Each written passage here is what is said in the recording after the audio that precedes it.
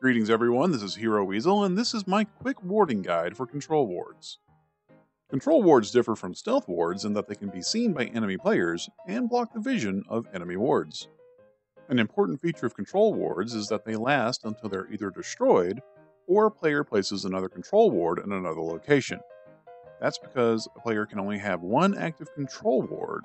That means a total of 5 control wards per team, so their location and placement is very important. The red team and blue team jungles each have 4 entrances.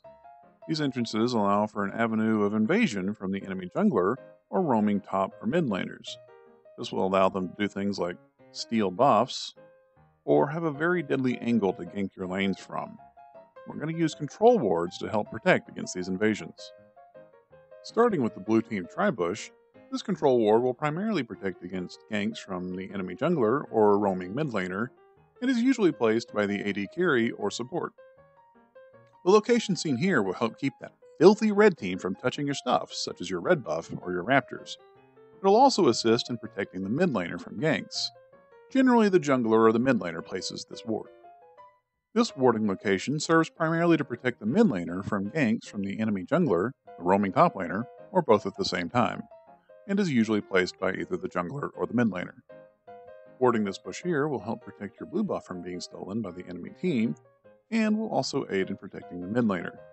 This ward is usually placed by the jungler. The final blue team control ward location here serves primarily to protect the top laner from ganks.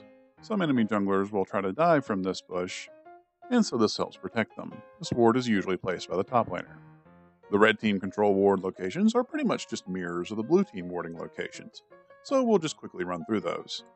The top tribush up here protects the top laner and your red buff, and is usually placed by your top laner. This location keeps that filthy blue team from touching your stuff, such as your raptors or your mid laner. It's usually placed by either your jungle or mid laner. This location here serves primarily to protect your mid laner from roaming bot lane ganks and enemy jungler ganks, usually placed by the mid laner. Warding this location has several uses. Not only does it protect your camps from being stolen, such as the blue buff, it also helps to protect against ganks in the bot lane, and it can also spot out wards placed by the enemy support trying to keep tabs on your jungler. Usually it's placed by either the support, jungler, or AD carry.